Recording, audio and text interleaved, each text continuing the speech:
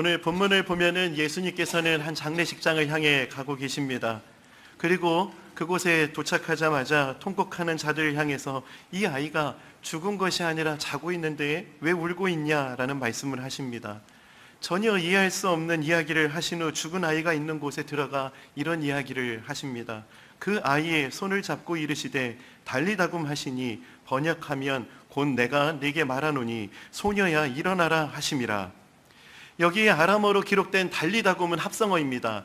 달리다 그리고 쿰, 이것이 합성된 단어인데요, 달리다라는 뜻은 얘야, 아가 이런 뜻을 가지고 있고요, 쿰이라는 뜻은 일어나라 하는 뜻을 가지고 있습니다. 이 말은 우리도 매일 아침 자녀들을 깨울 때 사용하는 말입니다. 쉽게 이야기하면 이런 식으로 예수님께서 말씀하신 것입니다. 사랑하는 우리 애기, 이제 일어나서 밥 먹자 하는 풍경입니다.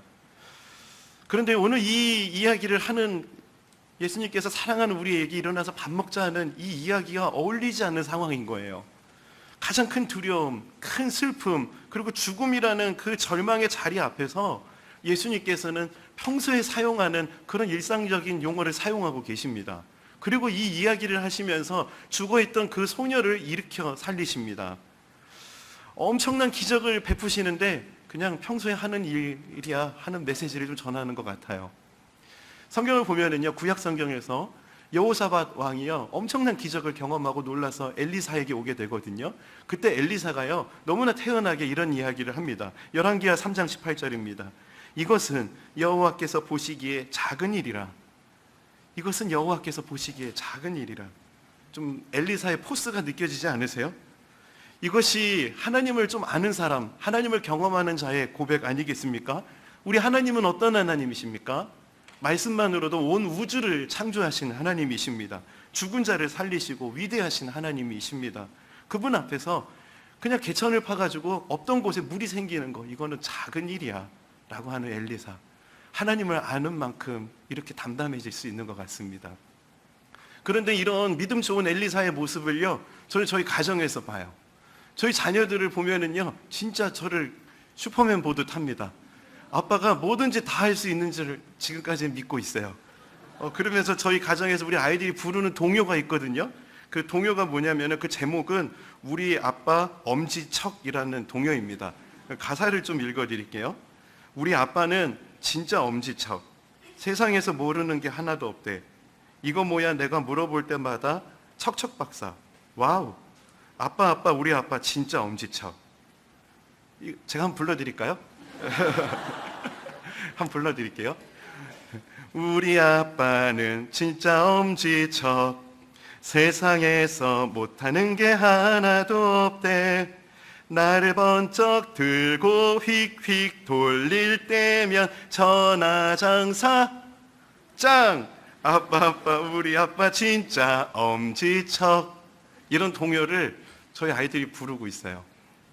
그런데 이 동요에다가 아빠라는 단어에 주님이라고 이 단어를 좀 바꿔서 부르면은 이거 완전 찬송가입니다. 우리 주님은 진짜 엄지척, 세상에서 모르는 게 하나도 없대. 전지하신 하나님. 우리 주님 진짜 엄지척, 세상에서 못하는 것 하나도 없대. 전능하신 하나님. 이러면서 우리 한번 주님 넣어서 한번 불러볼까요? 우리 주님은 전능하신 하나님이시고 우리는 그 주님의 자녀입니다. 믿으십니까? 아멘. 오늘 이 예배를 통해서 하나님의 자녀된 우리가 주님 앞에서 우리 하나님이 어떤 하나님이신가, 그 하나님을 밝히 보는 시간 되기를 소망합니다. 하나님의 크심을 경험하고 우리 하나님의 전능하심이 내 삶에 여전히 역사하고 있음을 깨닫는 그런 시간 되기를 소망합니다. 오늘 본문을 보면은요 죽음 권세를 이기시고 통치하시는 하나님의 아들, 그 예수님에 대해서 소개하고 있어요. 마치 죽음의 권세가 예수님 말 한마디에 그냥 아무 힘을 잃어버리는 그런 모습을 오늘 말씀은 설명하고 있습니다.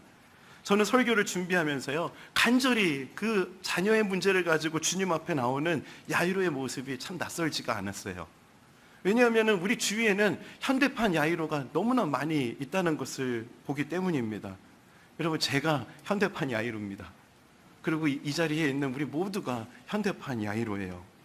그러다 보니까 2000년 전에 일어났던 이 야이로의 이야기가 너무나 낯설지가 않고 흔히 우리 주위에서 볼 수 있는 모습, 또 우리 가정에서 볼 수 있는 모습이라는 것을 생각해 보게 되었습니다.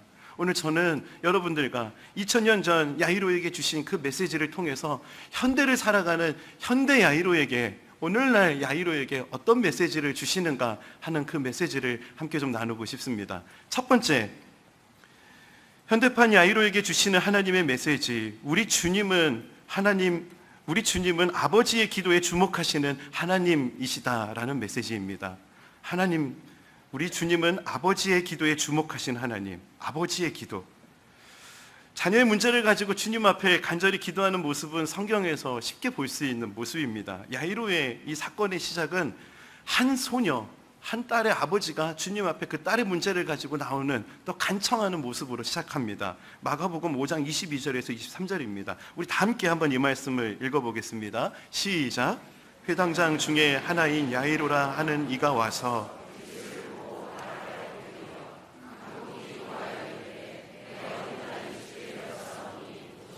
그 위에 손을 얹으사 그로 구원을 받아 살게 하소서 하거늘. 근데 뭔가 좀 이 상황은 알겠는데 아버지의 기도 이 단어를 좀 붙여보니까 뭐가 좀 어색해요. 왜냐면은 참 어머니의 기도라는 말을 너무 많이 들어와서 그랬던 것 같습니다. 신앙생활을 하다 보면 우리 어머니의 기도 이런 이야기 참 많이 듣게 됩니다. 그리고 교회 안에서 사역을 하다 보면은요, 어머니 기도회 이런 것도 사역하면서 참 익숙해요.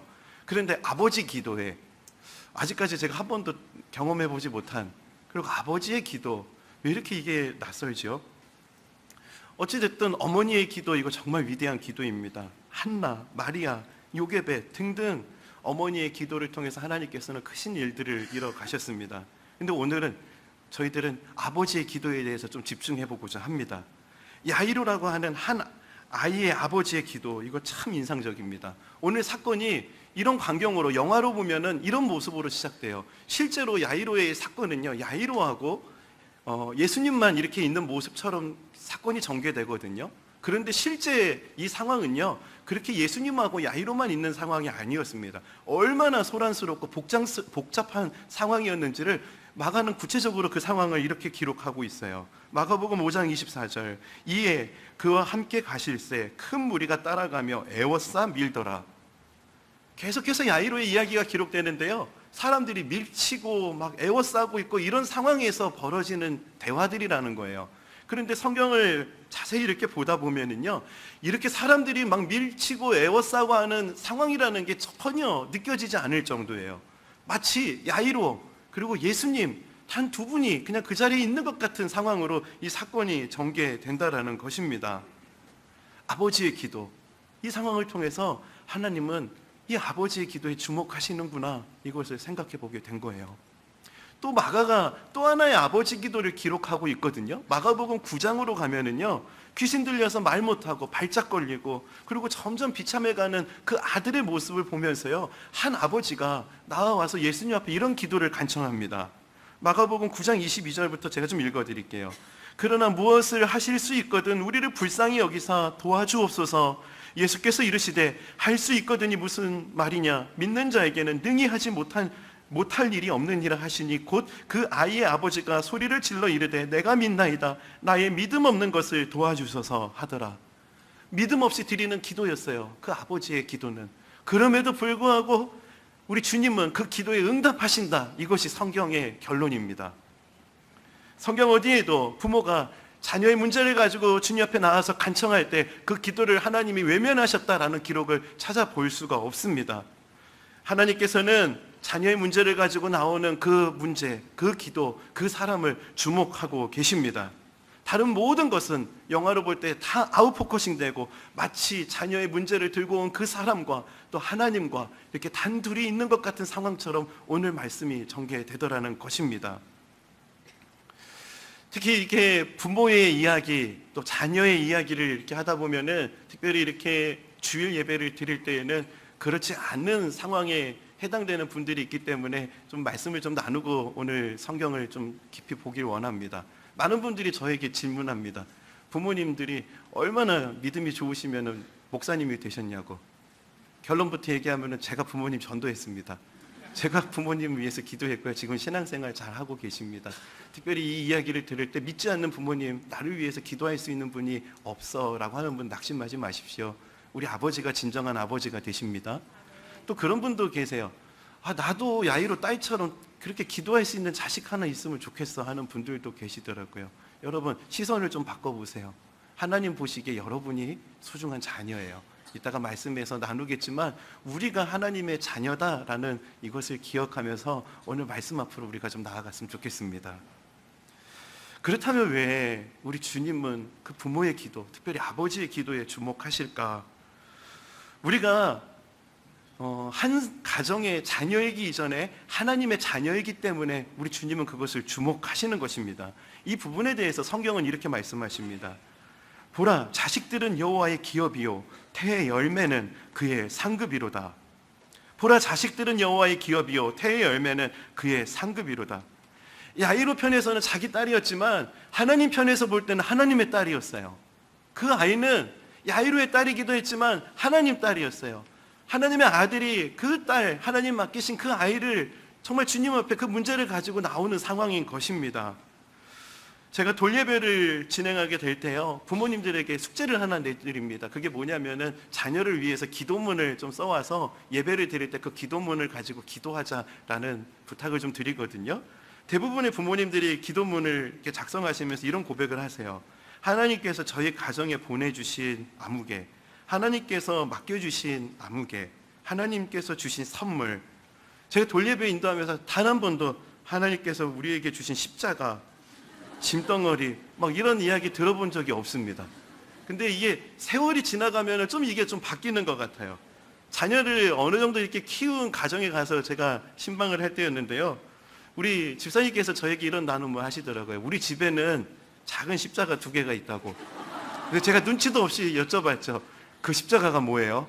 했더니 2 아들을 말씀하시는 거더라고요.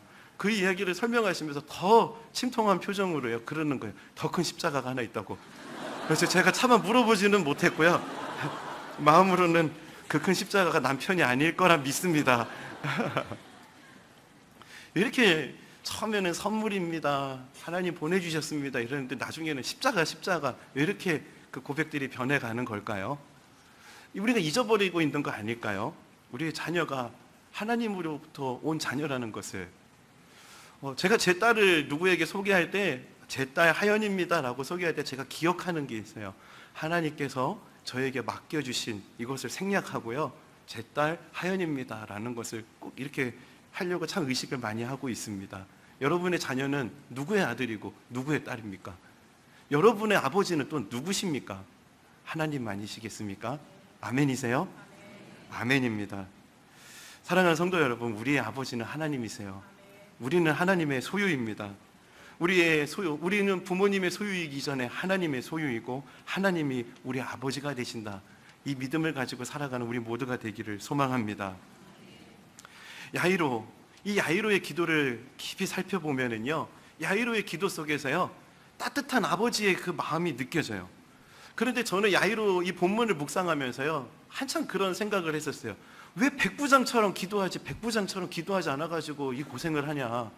말씀만 하옵소서, 그냥 그렇게 했으면 됐을 텐데 집까지 와달라고 해가지고 이 고생을 하다니 하는 생각을 했어요. 여러분, 백부장이 어떻게 기도했길래 주님으로부터 칭찬을 받았죠? 제가 좀 읽어드릴게요, 그 기도의 내용을. 백부장이 대답하여 이르되, 주여, 내 집에 들어오심을 나는 감당하지 못하겠사오니 다만 말씀으로만 하옵소서. 말씀만 하셔도 됩니다. 오지 않아도 돼요. 주님, 말씀만 해주세요. 주님께서는 이 사람의 믿음을 칭찬하십니다. 이스라엘에서 이보다 큰 이가 없다 라고 하면서 그 믿음을 칭찬하시죠. 이렇게 좀 기도하지, 야이로가 왜 굳이 집까지 오라고 그렇게 해가지고 집 가는 중에 얼마나 어려움을 당합니까? 그런 생각을 하면서요 야이로의 기도를 좀 살펴봤는데요, 야이로의 기도에 특별함이 있더라고요. 한번 야이로의 기도를 볼까요? 누가복음 8장 41절. 이에 회당장인 야이로라 하는 사람이 와서 예수의 발 아래 엎드려 자기 집에 오시기를 간구하니. 마가복음 5장 23절. 간곡히 구하여 이르되 내 어린 딸이 죽게 되었사오니 오셔서 그 위에 손을 얹으사 그로 구원을 받아 살게 하소서.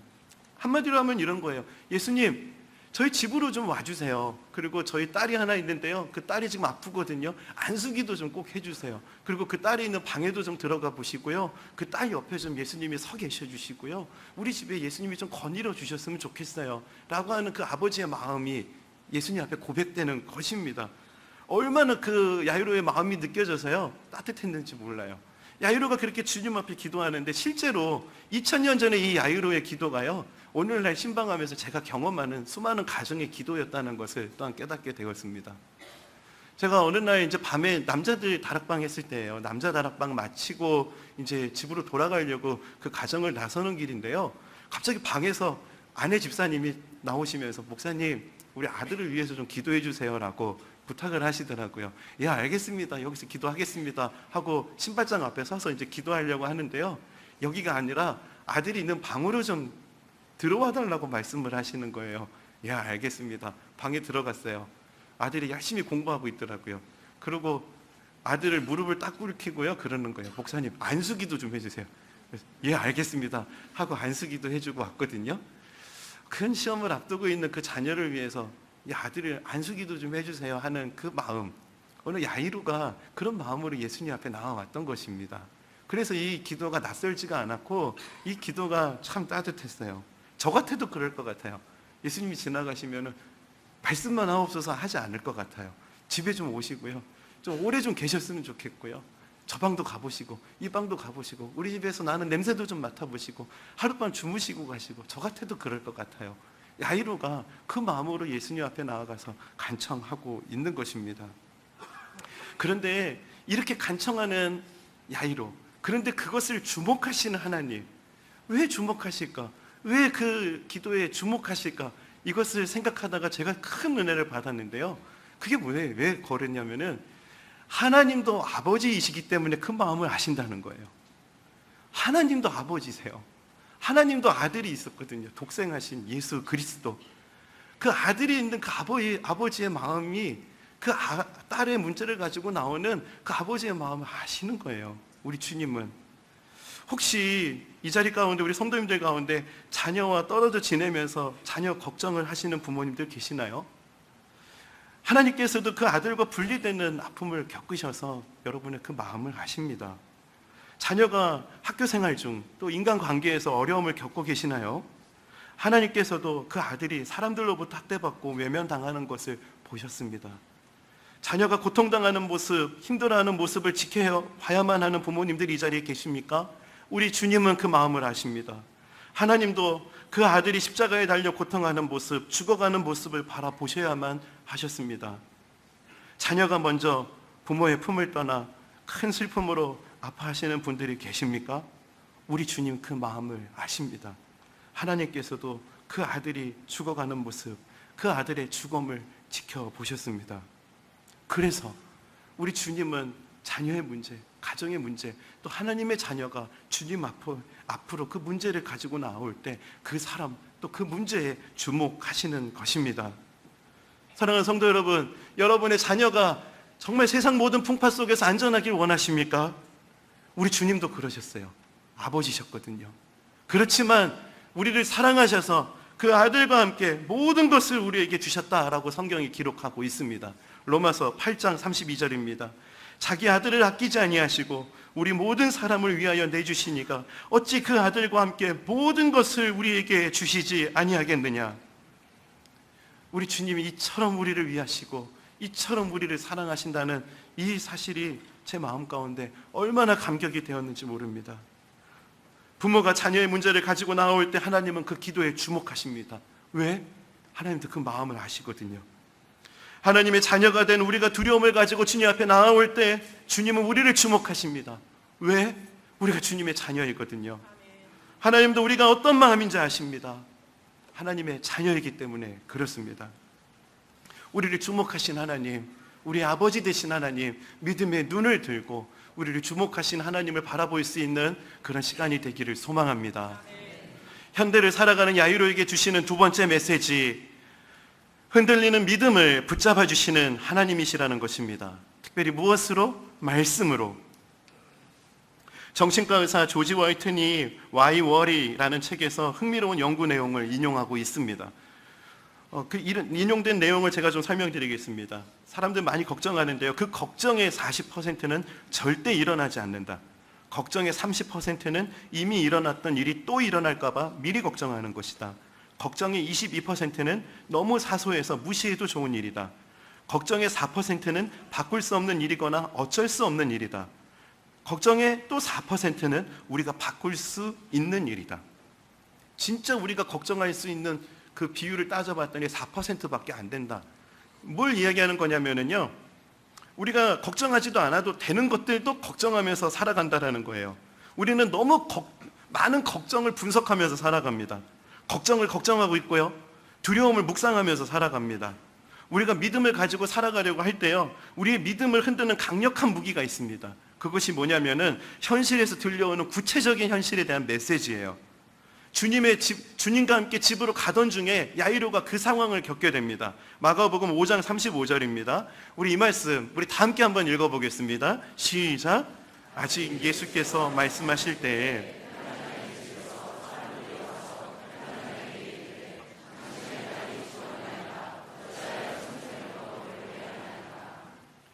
예수님과 함께 회당장 야이로의 집으로 향해 가고 있습니다. 그때 회당장의 집에서 온 사람들이 이런 메시지를, 현실적인 메시지를 말해요. 당신의 딸이 죽었습니다. 이어서 소망까지 꺾어버립니다. 어찌하여 선생을 더 괴롭게 하나이까? 이거 실제 일어나는 일처럼 오늘날의 현실에서로 하면 이렇게 아마 했을 거예요. 당신 딸이 죽었어요. 이제 끝났어요. 더 이상 예수님도 어떻게 못해요. 끝났어. 다 끝났어. 왜 헛된 소망을 가지고 여전히 예수를 붙잡고 있나요? 끝났다고요. 이제 다 끝났어요. 이런 현실의 메시지를 듣게 되면 우리는 흔들리게 됩니다. 우리를 흔드는 이런 영향력이, 이런 소리가 우리에게 들릴 때 중요한 것은 우리 주님이 그 곁에 계시다는 거예요. 그리고 그 메시지를 거부하신다고 하시는 것입니다. 이 부분에 대해서 오늘 말씀을 우리가 좀 한번 봤으면 좋겠어요. 마가복음 5장 36절입니다. 예수께서 그 하는 말을 곁에서 들으시고, 그 하는 말씀을 곁에서 들으시고, 곁에서 들으셨다라는 이 부분에 대해서요, 예전에 총신대학교에서 신약학을 가르치셨던 유상선 목사님께서 이 부분을 이렇게 말씀하십니다. 우리말 개역성경에는 예수께서 하시는 그 말씀을 곁에서 들으시고라고 오역한다. 이것은 불순종하다 또는 거부하다라는 뜻을 가진 파라쿠오를 잘못 번역한 것이다. 36절 앞부분의 정확한 번역은 예수께서 있던 말을 거부하시고 있던 말을 배척하시고다. 이 해석으로 오늘 본문을 한번 볼까요?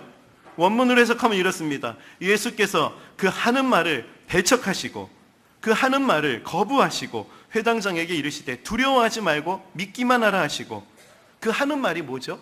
그 하는 말, 그 딸이 죽었습니다. 끝났습니다 하는 말이 있는데요, 그거를 배척하시고, 그러면서 동시에 야이로에게 무슨 메시지를 선포하시죠?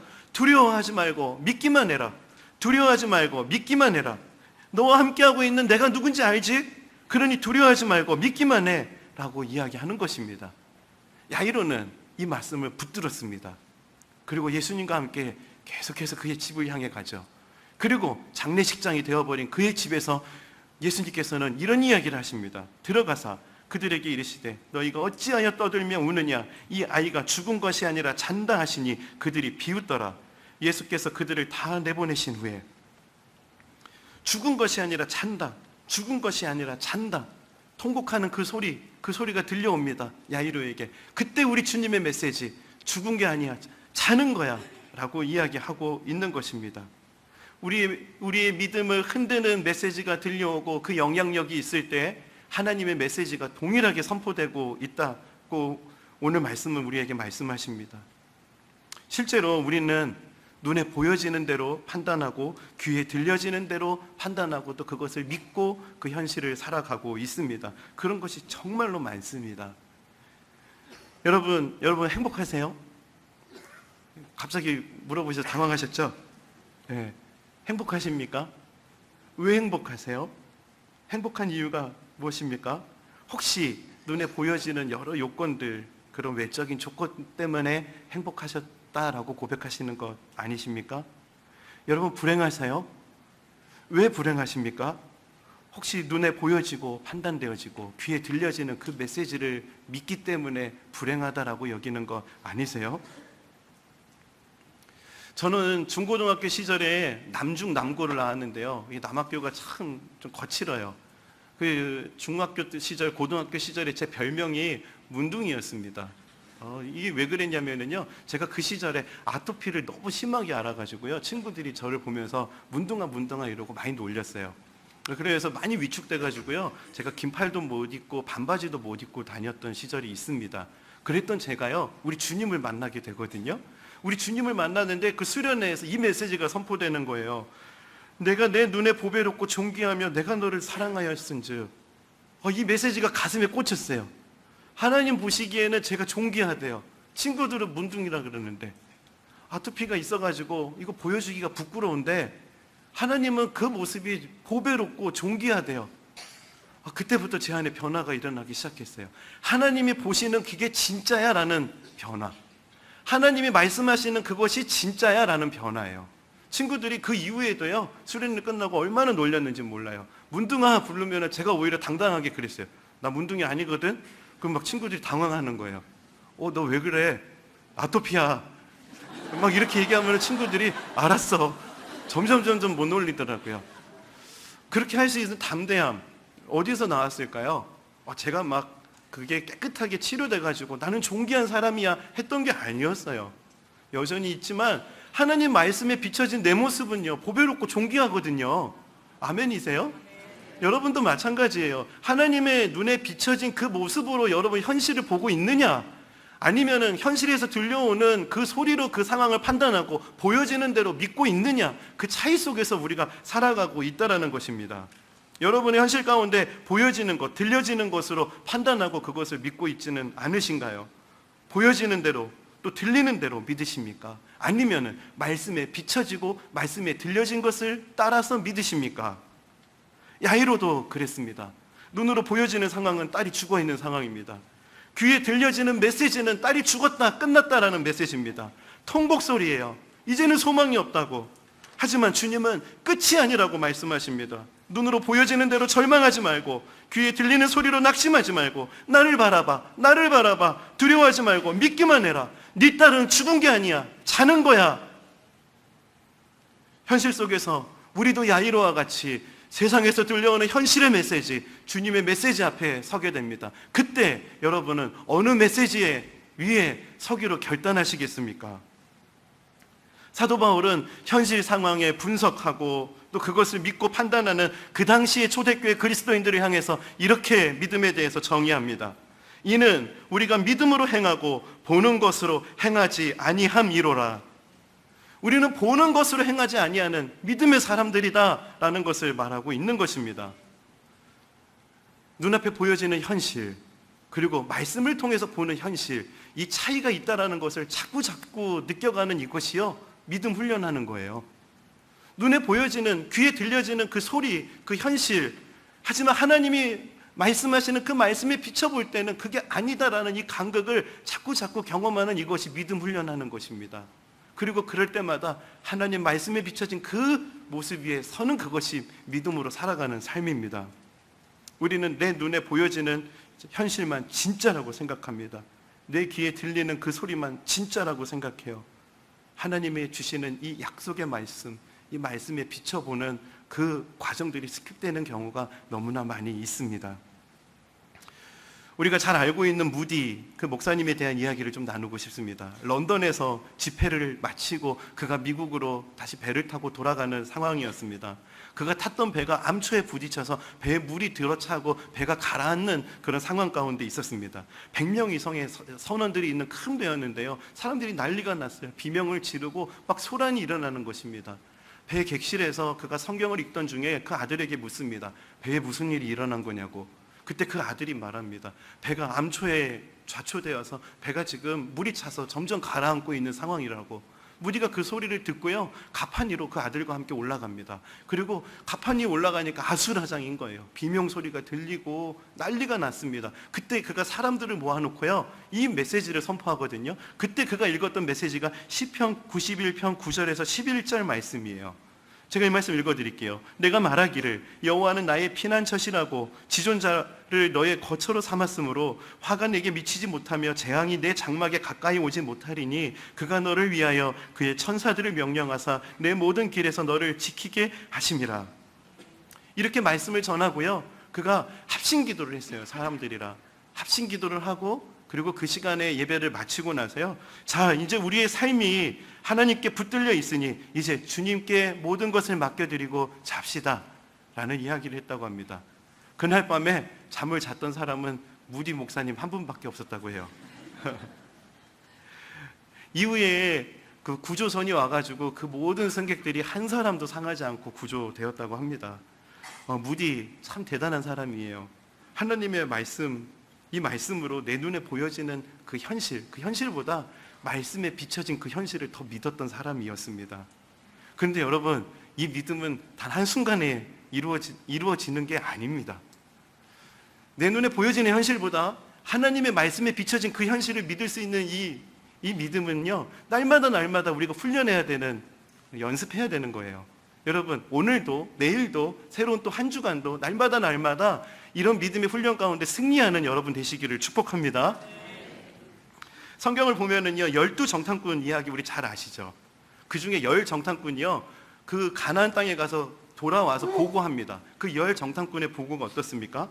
갔더니 거의 만났다 이거예요. 이제 끝났다 이런 보고를 합니다. 죽었다. 차라리 애굽에 있을 텐데 왜 데리고 와가지고 끝났어 라는 이야기를 하죠. 여호수아가 이야기합니다. 또 갈렙이 이야기합니다. 저들은 우리의 밥이다. 이 두 보고의 차이가 무엇입니까? 한 사람은 보여지는 대로 믿었고요, 또 한 그룹은요, 말씀에 비춰진 그 현실을 믿었습니다. 우리도 현실을 현실로 믿지 아니하고 하나님의 말씀에 비춰진 그 현실을 믿고 그 믿음 안에서 살아가는 저와 여러분 되기를 소망합니다. 말씀을 정리하겠습니다. 야이로는 주님께 두 가지를 간청합니다. 하나는 집으로 와달라는 간구였습니다. 또 다른 하나는 죽어가는 딸에게 안수하여 고쳐달라는 간구였습니다. 여러분, 야이로의 기도는 응답됐습니까? 아니, 지금까지 한 30분을 설교했는데 다시 한번 여쭤보겠습니다. 여러분, 야이로의 기도는 응답됐습니까? 아멘입니다. 응답됐죠. 그런데 더 크게 응답됐어요. 한번 볼까요? 마가복음 5장 40절에서 42절인데 우리 다 함께 한번 읽어볼게요. 시작. 그들이 비웃더라. 예수께서 그들을 다 내보내신 후에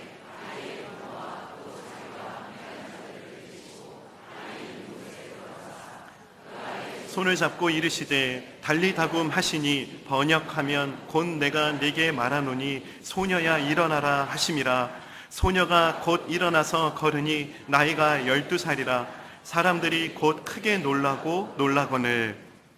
야이로의 가정은요, 딸의 병 고침보다 더 큰 죽음에서 살리시는 그 놀라운 기적을 경험하게 되죠.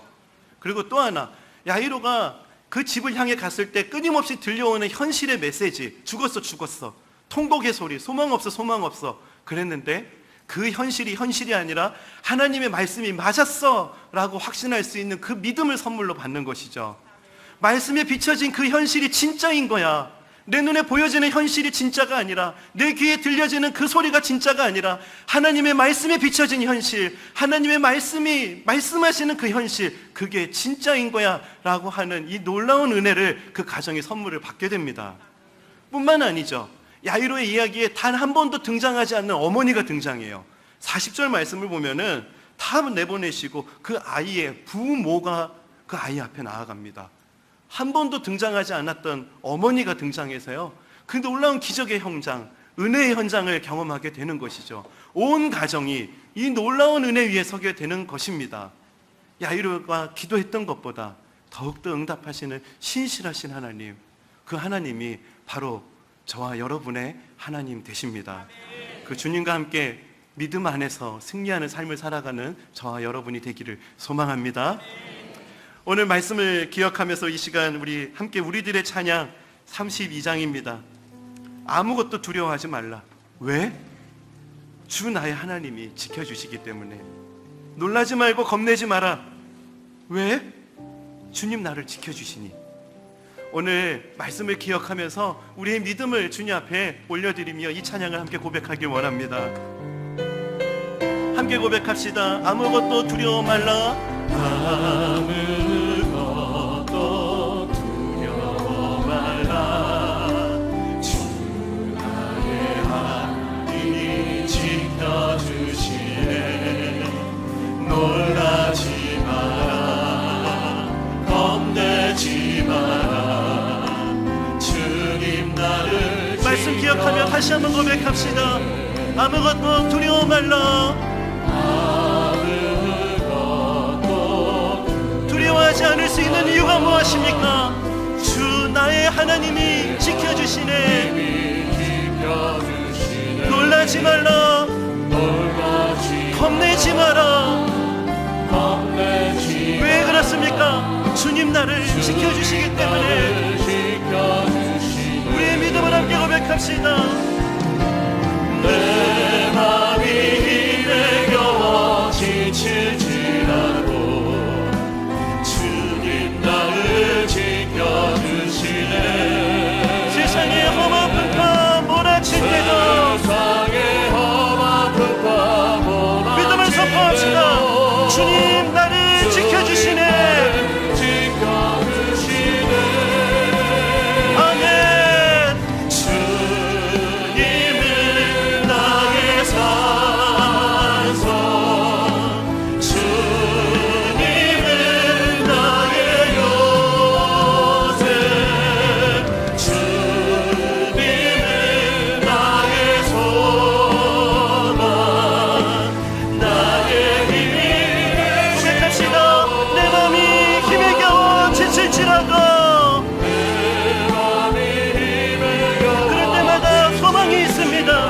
주님 나를 지켜주시네. 세상의 험한 풍파 몰아칠 때도 주님 나를 지켜주시네. 지켜주시네. 그 주님을 선포합시다. 주님은 나의 산사.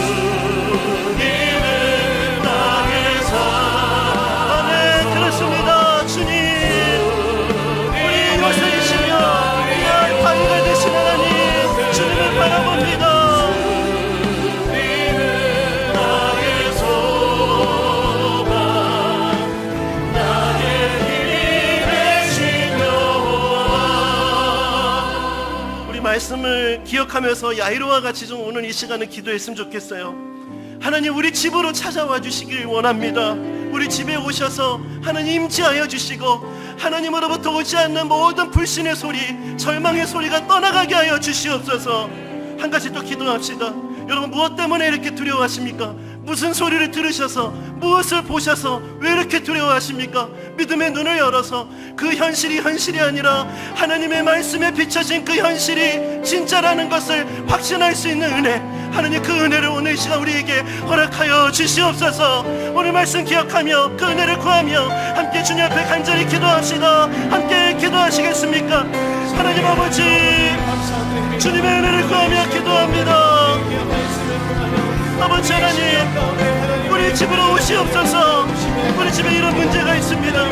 우리 자녀의 아픔이 있고 아버지 우리 마음의 아픔이 있고 하나님으로부터 오지 않는 여러 가지 불신과 아버지 하나님으로부터 오지 않는 여러 가지 아픔들이 많이 있습니다. 하나님 간절히 바라고 기도하기는 두려워하지 두려워하지 말라.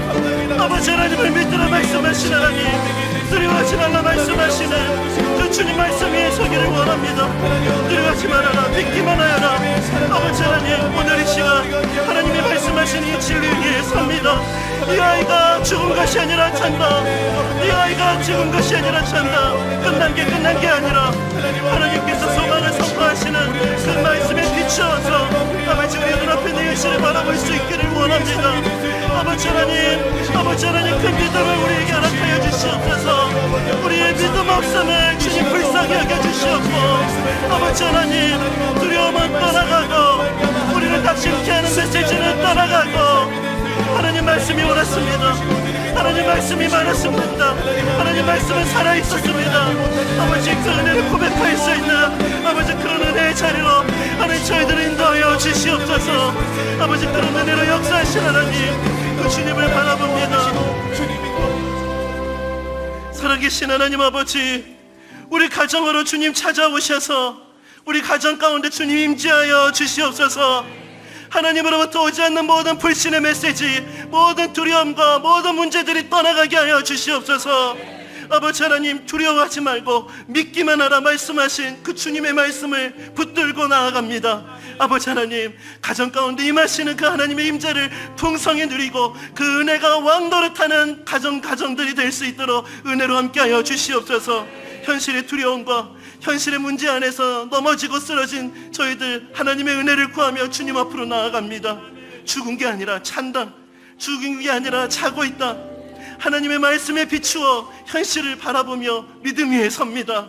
하나님이 바라보시는 것이 진짜이고 하나님 말씀하신 그것이 진짜라는 아버지 그 믿음을 우리에게 허락하여 주시고, 이 믿음을 가지고 승리하는 삶을 살아가는 저희들 될 수 있도록 하나님 역사하여 주시옵소서. 그런 은혜로 일하시고 역사하실 주님께 감사드리며 이 모든 말씀 거룩하신 예수님의 이름으로 기도드립니다. 아멘. 이 시간 다 함께 자리에서 일어나셔서 찬송가 357장입니다. 주 믿는 사람 일어나 가사를 생각하며 함께 찬양하시겠습니다. 주 믿는 사람 일어나, 주 믿는 사람이 다 힘을 합하여 이 세상 모든 마귀를 다쳐서 면하세. 저 앞에 오는 적군을 다 싸워이. 주 예수 믿는 힘으로, 주 예수 믿는 힘으로 온 세상이 선포합시다. 믿음이 이기네. 믿음이 이기네. 아멘. 믿음이 주 예수를 믿음이, 주 예수를 믿음이. 다시 한 번 더 선포합시다. 믿음이 이기네.